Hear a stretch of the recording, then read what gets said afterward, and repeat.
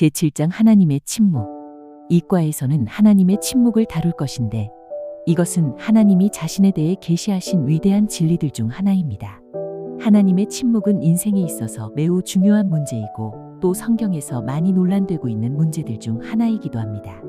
인류가 갖는 근본적인 의문은 어째서 의로운 사람들이 고통을 당하는가 하는 점입니다. 즉, 만일 신이 있다면 또 그가 자비하신 아버지라면 왜 그는 침묵하는가라는 것입니다. 왜 하나님은 어떤 일들이 일어나도록 방치하시는가? 죄를 처리해야 했다면 하나님은 왜 처음부터 죄가 세상에 들어오는 것을 막지 않으셨는가? 여러분도 이 같은 질문을 한 번쯤은 해보셨으리라 생각합니다. 왜 하나님은 침묵하시며 말씀하시지 않는가? 이 문제만큼 많은 사람을 불가지론자, 무신론자, 회의론자로 만들어버린 것은 아마 인간의 타락한 본성 그 어디를 뒤져봐도 찾기 어려울 것입니다. 거듭나지 못한 사람은 이 문제를 절대로 풀지 못합니다. 왜 하나님께서는 그것들을 방지하실 수도 있었는데 일어나도록 내버려 두시는가? 라는 이 심오한 문제는 신경물리학, 정신신경학, 유전자 조작, 우주학, 초월 명상 등과 같은 최첨단 주제들보다 훨씬 더 인간의 마음을 사로잡는 문제입니다. 이 문제는 욥기에서 다루어지고 있습니다. 욥기는 세상에서 가장 오래전에 쓰여진 책으로 위대한 책입니다. 왜 의로운 사람들이 고통을 당하는가? 왜 하나님은 무시무시한 폭발이나 수많은 질병들, 자동차 사고, 태풍, 죄수들이 당하는 고문, 홍수, 전쟁 같은 것들을 막지 않으시는가? 욥은 이렇게 말했습니다. 오, 내가 어찌해야 그분을 찾을 곳을 알까? 그리하여 그분의 자리로 나아갈까? 내가 그분 앞에 나의 송사를 고하고 항변으로 내 입을 채우기 원하노라. 욥기 23장 3장과 4절. 왜 의인들이 고통당하며 하나님은 잠잠하시는가? 이 질문이야말로 인간에게 가장 기본적이고 핵심적인 질문입니다. 물론 이 지구상의 위대한 사상가들을 다 불러 모아도 이에 대한 대답은 나오지 않습니다. 구원받지 못한 의사가 죽어가는 사람 옆에 지켜서 있어봐야 아무짝에도 위로가 될 수 없을 것입니다. 그 의사가 해줄 수 있는 말이라고는 죽어가는 죄인은 죽고 난 후 땅속에서 몸이 썩어 비료가 될 것이고 그것을 짐승들이 먹을 것이며 수백만 년이 지난 후 태양계는 식어버려 폭발하고 축소되고 말 것이라는 연구 결과뿐이라는 식의 이야기일 가능성이 큽니다. 이것이 위대하신 과학자가 동료 인간에게 가르쳐 줄 수 있는 유일한 정보라고 여길 수도 있겠습니다. 이처럼 인간의 문제에 관한 한 과학은 광대에 지나지 않는다고 말해왔습니다. 과학은 인간 문제를 하나도 해결하지 못했다는 주장도 있습니다. 과학이 인간에게 제일 중요한 문제인 죽음을 해결할 수 있는가? 과학은 한 인간이 태어나면 그 인간은 반드시 죽는다는 것밖에 밝혀낸 것이 없다고 말하는 이들도 있습니다. 과학이 인간의 수명을 연장했느니 고통을 줄였느니 하는 말도 돈이 있어 약이라도 사 먹는 사람들에게나 해당된다고 보는 시각도 있습니다. 전 세계 인구의 반은 굶주린 채 잠들고 있으며 그중 20분의 1은 자다가 굶어 죽는다고까지 말하는 사람도 있습니다. 과학이 해놓은 것이라고는 돈 가진 사람들을 조금 편하게 살게 해준 것이 전부라는 식의 비판도 이어집니다. 문제는 사랑의 하나님이 계신다면 어째서 그는 침묵하시는가입니다. 하나님이 무언가 하실 수 있다면 왜 그것을 막지 않으시는가? 왜 하나님은 어떤 사람을 해외에서 팔다리가 절단된 채 돌아와 남은 평생을 비참하게 살게 놔두시는가? 왜 하나님은 장애자를 태어나도록 하시는가? 하나님이 저 위에 계시다면 왜 모든 것을 완벽하게 만들어서 아무 문제도 생기지 않도록 하지 않으시는가? 리처드 옴브란트 같은 사람이라면 그는 3년간 독방에 갇혀 있었으며 9년간 고문을 당했습니다. 하나님이 언제나 오르시다는 것을 수긍하기 어려울 수도 있을 것입니다. 당연히 그런 처지에 놓여 있다면 수긍하기 어려울 수도 있습니다. 가지고 있던 모든 소유와 건강마저 잃었던 욥은 오래 참고 불평하지 않았지만 결국은 살인죄 말고는 모든 혐의를 하나님께 씌워버렸다고 표현되기도 합니다. 그렇다면 이것이 정당하다는 말인가? 글은 글쎄 나는 모르겠다 라고 말하며 적어도 욥을 판단하고 싶지 않다고 합니다. 왜냐하면 자신은 욥의 처지에 놓여 본 적이 없기 때문입니다. 사회주의자들은 이 문제를 다음과 같이 해결한다고 합니다. 그들은 주위를 둘러보고 이 모든 가난과 질병과 죽음과 기아를 보라. 자, 모두 함께 이 세상을 더 살기 좋은 곳으로 만들자 라고 말하며 하나님과 아무 의논도 없이 교육과 과학이 이 땅을 고칠 수 있다는 가정하에 그렇게 주장한다고 합니다. 사람들은 그렇게 하나님을 빼놓은 채 묻습니다. 왜 아무것도 잘못하지 않은 사람들이 고통을 당해야 하는가? 이것이 욥기에서 다루어진 문제입니다. 왜 하나님께서는 붕괴 사고, 태풍, 홍수, 지진, 비행기 사고, 자동차 사고, 질병들을 미리 막지 않으시는가? 불신자는 하나님의 존재를 믿지 않는 고로 하나님의 침묵에 대해 욥처럼 따지고 듭니다. 내가 어찌해야 그분을 찾을 곳을 알까? 그리하여 그의 자리로 나아갈까? 욥기 23장 3절. 욥은 하나님이 내리시는 형벌에 대한 이유를 찾으려 애쓴 대표적 인물입니다. 그러나 그는 아무런 해답을 얻지 못합니다. 겉으로 볼 때는 실로 그는 부당하게 고통당합니다. 사실 욥은 인간이 당할 수 있는 가장 견디기 어려운 괴로움을 당합니다. 그는 자녀를 모두 잃고 가진 모든 재산을 잃습니다. 그는 건강도 잃고 아내마저 그에게 등을 돌립니다. 게다가 불난 집에 부채질하듯 그의 친구들도 그를 외면합니다. 욥과 같은 환경에 처한 사람이거나 이 같은 광경을 목격한 사람이라면 하나님의 침묵에 대해 이야기하는 것도 당연해 보입니다. 계속하기 전에 글은 하나의 격언을 제시합니다. 성경에서 인용한 말은 아니지만 매우 성경적이라고 할 수 있으며 진리가 담긴 말이라고 합니다. 전쟁은 지상에서의 죄에 대한 하나님의 심판이고 지옥은 죽음 뒤의 죄에 대한 하나님의 심판이다. 따라서 하나님이나 지옥을 믿지 않는 사람은 문제의 답을 얻을 수 없다고 말합니다. 이 세상에서와 그 다음 세상에서 죄를 벌하시는 하나님을 믿지 않는 사람은 이 세상과 그 다음 세상에서 어떤 공헌도 할 수 없다는 주장도 이어집니다. 인간이 당하는 고통을 죄 문제와 따로 떼어서 설명할 수는 없다는 결론을 전제하면서도 인간은 나름대로 그 문제에 대한 몇 가지 답을 생각해냈다고 정리합니다. 이 신론자들은 하나님이 선하시기는 하지만 인간 삶의 세부적인 것까지 돌보실 시간이 없다고 말합니다. 하나님은 인간 삶의 일상사를 관망만 하시며 신의 정체는 우주의 반대편 끝에 존재하는 에너지장으로서 사물들을 세상에 던져보낸 뒤 그것들이 알아서 돌아가도록 내버려 둔다는 식으로 설명합니다. 이렇게 믿는 사람들을 유신론적 진화론자라고도 한다고 덧붙입니다. 한편 유물론자들은 세상이 인격적인 신의 존재 없이 우연의 법칙에 의해 지배된다고 말합니다. 즉 우리의 운명이 우연에 달려있다고 가르친다는 것입니다. 이어서 실존주의자 조 플래처의 상황윤리학을 소개하면서 과거와 현재와 미래가 의미 없고 시간과 동작과 거리가 상대적이므로 진리도 상대적이라는 논리를 요약합니다. 그는 이를 다윈의 법칙과 같은 우연과 돌발적 진화의 논리와 연결하며 우연에 의해 지배되는 우주의 자기 시계를 맞추는 것이 어리석다고 비판합니다. 1. 하나님의 침묵에 대한 인간들의 답변. 그러면 왜 하나님은 침묵하시는가?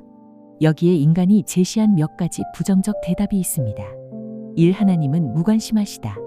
그리스도께서는 십자가에서 고통당하셨을 때 이렇게 외치셨습니다. 나의 하나님, 나의 하나님, 어찌하여 나를 버리셨나이까? 마태복음 27장 46절. 참으로 하나님이 무관심하신 것처럼 보이는 구절입니다. 하지만 글은 사실이 그 반대라고 말합니다. 하나님께서 인간을 너무나 사랑하셨기 때문에 자신의 진노를 예수 그리스도 위에 부으신 것이라는 것입니다. 이에 대해 글은 다음 말씀을 연결합니다. 그러나 그는 우리의 허물로 인하여 상처를 입었고 그는 우리의 죄악으로 인하여 상하였도다. 이사야 53장 10절. 또한 예수님은 하나님의 미리 하심에 의한 예정으로 내어주신 바 된 것이라고 덧붙입니다. 이 하나님은 주목하지 않으신다. 사람들은 하나님이 주목하여 보시지 않기 때문에 침묵하신다고 말합니다. 그러나 이것은 말이 되지 않는다고 합니다. 성경이 이렇게 말하기 때문입니다. 주의 눈은 어느 곳에서나 악한 자와 선한 자를 살피시느니라. 잠언 15장 3절. 하나님은 전지하시며 모든 것을 아시고 모든 것을 보시며 모든 것을 통찰하신다고 글은 정리합니다. 3. 하나님은 사랑하지 않으신다. 그래서 침묵하시는 것이라고 사람들은 말합니다. 하지만 이건 역시 말이 되지 않는다고 합니다. 자식을 참으로 사랑하는 훌륭한 부모라면 때때로 아이를 혼내기도 하듯 성경은 징계를 사랑의 표현으로 말합니다. 또 마치 자녀들에게 했던 것과 같이 너희에게 권면하신 말씀을 잊었으니 주께서 그의 사랑하시는 자를 징계하시고 그가 받으시는 아들마다 매질하시느니라. 히브리서 12장 5장에서 6절. 그러므로 하나님께서 인간을 사랑하시지 않기 때문에 침묵하신다는 말은 맞지 않다고 결론짓습니다. 이어서 나는 태양이 빛나고 있지 않을 때에도 태양을 믿는다 라는 한 사람의 고백을 인용합니다. 사하나님은 우리 삶에 관여하기를 원치 않으신다. 글은 사실이 그 반대라고 말합니다. 하나님은 태초부터 일어날 일을 미리 하시고 인생들을 계획하신다고 합니다. 또한 성경에서 아무도 멸망하지 않고 다 회개에 이르게 하려 하심이라. 베드로후서 3장 9절 라는 말씀을 본다고 합니다. 또 주님께서 에스겔에게 내가 악인의 죽음을 기뻐하지 아니하고 너희는 돌이키라. 오 이스라엘 집아 너희가 어찌하여 죽으려고 하느냐? 에스겔 33장 11절 라고 말씀하셨다고 제시합니다. 성경이 말하는 바에 의하면 하나님은 사람들이 지옥에 가는 것을 원치 않으신다고 정리합니다. 그리고 지옥이 인간을 위해서 창조되었다고 생각하는가라는 질문을 던진 뒤 성경은 지옥이 마귀와 그의 천사들을 위하여 준비된 곳이라고 말한다고 합니다. 마귀와 그의 천사들을 위하여 준비된 마태복음 25장 41절. 따라서 사람이 그곳에 간다면 이방인, 이 되는 좁은 사람이며 잘못된 환경에 잘못 배치된 사람이 될 것이라는 식으로 설명합니다. 하나님은 인간을 창조하셨을 때 그를 불못에 던져 넣으려고 의도하지 않으셨다고 말하며 사람들은 자신의 의를 내세우고 하나님께 도전하려 한다는 논지를 이어갑니다. 그러나 하나님의 생각은 다르며 하나님은 악한 자가 죽는 것을 기뻐하지 않으시고 회개하라고 명령하신다고 정리합니다. 2. 하나님의 침묵에 대한 성경적인 답변. 이제까지 하나님의 침묵에 관한 이론들을 살펴보았는데 이제 이 문제에 대한 성경적인 답을 찾아보겠다고 글은 전언합니다. 1. 상식으로 답할 수 있다. 대부분의 어려움들은 우리의 고의적인 죄 때문이며 우리의 부주의, 소홀함, 어리석음 때문인데도 사람들은 이것을 우연이라고 부르고 싶어 한다고 말합니다. 그러나 성경은 사람이 무엇을 심든지 그대로 거둘 것 갈라디아서 6장 7절 이라고 말한다고 합니다. 이 성경적 관점으로 답할 수 있다. 전능하신 하나님의 일에 대해서 보잘것없는 내가 의문을 품을 수 있는가? 나의 생각은 유한하지만 하나님의 생각은 무한하다는 문제를 제시합니다. 그리고 성경은 이렇게 말합니다. 주가 말하노라. 내 생각은 너희 생각과 다르며 내 길은 너희 길과 다르니 내 길이 너희 길보다 높으며 내 생각이 너희 생각보다 높음이라. 이사야 55장 8절에서 9절. 의심할 바 없이 내 인생을 향한 하나님의 계획에는 슬픔과 고통, 시험과 아픔도 들어있을 것이라고 하며 주변에 존재하는 다양한 고통의 형태를 열거합니다. 그리고 하나님께서 이 세상에 유일하게 죄 없는 한 인간을 보내셨는데 그분마저도 슬픔의 사람이여 질고에 익숙한 사람. 이사야 53장 3절 이었다고 말합니다. 그러므로 내가 고난에서 제외될 수 있느냐는 질문으로 이어집니다. 3. 철학적 관점에서 답할 수도 있다. 인간의 자유의지는 일련의 행동을 수반하며 인간은 그가 행사한 자유에 대한 책임을 지게 된다고 합니다.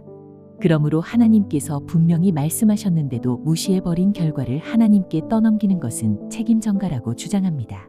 그리고 다시 사람이 무엇을 심든지 그대로 거둘 것 갈라디아서 6장 7절 이라는 원리를 반복합니다. 사질투라는 관점도 생각해보라. 하나님께서는 이렇게 말씀하셨습니다. 주 너의 하나님은 질투하는 하나님이니. 출애굽기 20장 5절. 글은 하나님께서 성도가 모든 것으로부터 결별하고 그분께 더 가까이 매달리기를 원하신다고 설명합니다. 이어서 다음 말씀들을 연결합니다. 하나님께서 세상을 이처럼 사랑하셔서 그의 독생자를 주셨다면 요한복음 3장 16절.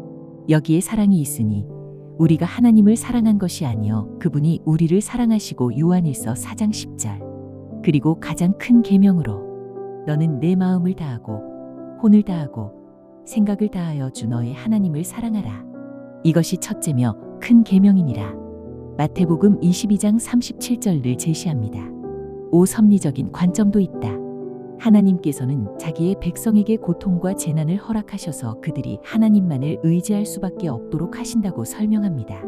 지금은 은혜의 시대이며 하나님께서는 사람들에게 집으로 오라고 초청하고 계시지만 하나님의 침묵은 언젠가 깨어질 것이고 분명한 심판의 목소리가 들려올 것이라고 말합니다. 이때 성경 구절들이 덧붙습니다. 주의 날을 바라는 너희에게 화로다. 아모스 5장 18절. 악한 일에 대한 징벌이 속히 집행되지 않으므로 마음이 악을 행하기로 완전히 정해졌도다. 전도서 8장 11절. 6. 믿음의 관점에서 대답할 수도 있다. 고난은 우리의 믿음을 측정한다고 말합니다. 지금은 몰라도 이후에는 알게 될 것이라는 말씀을 제시합니다. 내가 하고 있는 일을 내가 지금은 몰라도 이후에는 알게 되리라. 요한복음 13장 7절. 또 참을성 없음의 문제를 말하며 믿음의 시련이 귀하다는 말씀을 인용합니다.